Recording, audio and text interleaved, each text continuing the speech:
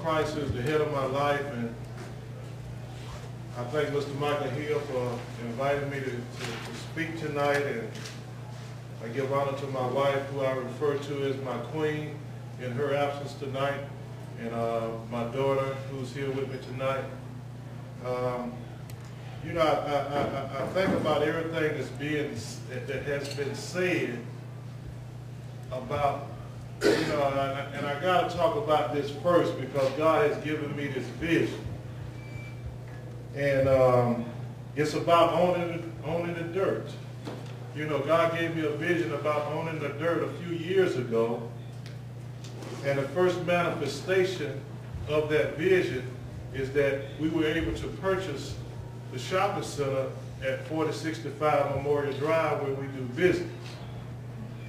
And that was just something that really, really just stuck to me, you know, I mean, real close, I mean, real hard, you know. And as Michael was talking and the young lady was talking about, you know, land ownership, you know, that's where the wealth is.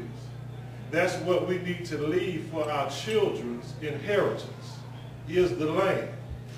And when I think about that, I think about what God took me to a scripture in the Bible, Deuteronomy 1:8.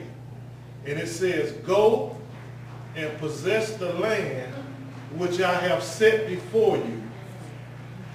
He spoke it in my spirit. He says, right in front of your face. He said, you ain't missed it, and it's not behind you. And then the Lord took me to Psalms 24:1. It says, the earth and the fullness thereof belongs to the Lord. Everything and everybody that dwells in it. And then he said, he spoke in my spirit, he said, if I'm your daddy and I died for you, that means you have a right to own the dirt. So as a people, you know, we have a right to own the dirt. And when you really get it in your spirit that's a part of your inheritance, you need to go after that. You know, right now, you know, the Lord took me to a situation over at Camp Creek about a year and a half ago.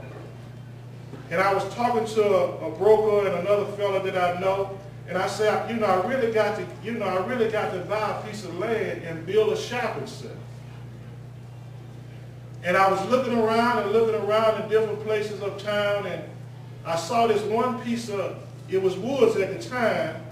It's Camp Creek Point right now, going up across the street from Camp Creek Marketplace. So when it was woods, I said, I want to own a piece of dirt right here.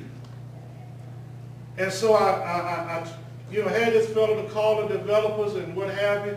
I said, well, all I want to put down on it is $5,000.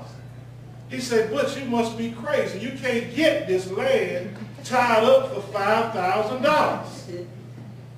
So I said, well, all I want you to do is do what I asked you to do. I said, if you're going to work for me, you got to do what I say do. You know, no matter how stupid it sounds, you know, I'm hearing from God. So I gave him $5,000. I said, make an offer on the land and see what happens. Branch Properties accepted my offer. And then after that, you know, we're going around and around about everything that needs to be done. And at a certain point, Branch Properties really didn't think that I could, you know, make this deal happen. So we're going around and around and around, and it ends up being that they wanted to buy the land back from me.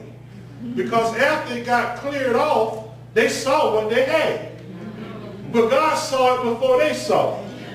And he showed it to me and told me what to do.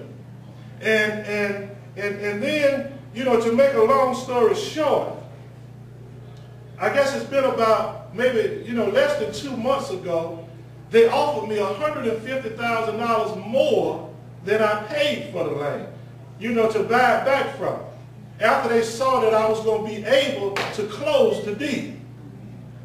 And then after I said no, it's just not going to work. $150,000, it ain't nothing at this point in time. And then I said, well, we're going to move forward. We're going to close this deal, and we're going to build a shopping center. So, this is it. This is it. It's going to build a shopping center right there at 285 and Camp Creek, which we've already started. And I expect for us to be open somewhere around March, April of next year. We're going to have a few tenants, but I just want Mr. Hill to know that vision is right on time. And along with that, God had me to go out, in which for some reason, and I guess this is the reason, tonight I drove my truck tonight. And I got 2 bottles of dirt in that truck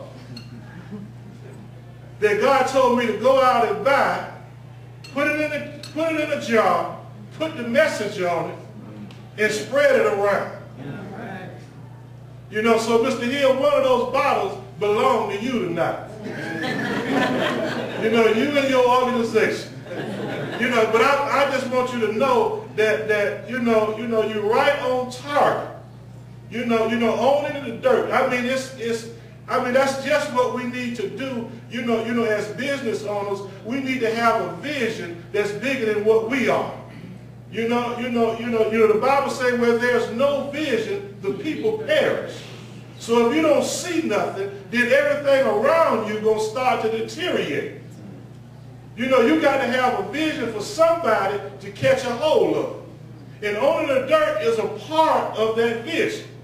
So I just want to encourage everybody that's a business owner to be, that don't just want to be in business. Because when God showed me that, he said that it's, it's time now for you to own the dirt. Owning a business is good. You got to get started. But you got to have another part to it. And owning the dirt is the other part. And then that's when you start to begin to build wealth by owning the dirt. You got something to work with.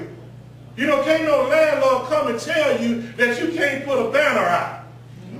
Because you're your own landlord. Can't no landlord tell you that you can't put a sign on the street because you're your own landlord. And believe me, that's a wonderful feeling to know that you control your destiny. And when you own the dirt, it gives you the opportunity to control your destiny. And for me, it's like, I always consider myself, always have considered myself as the underdog. Nobody believed that, that this is it could ever accomplish anything. But at this point, I believe that being the underdog, and God uses the underdog. The ones that have the least, God uses them.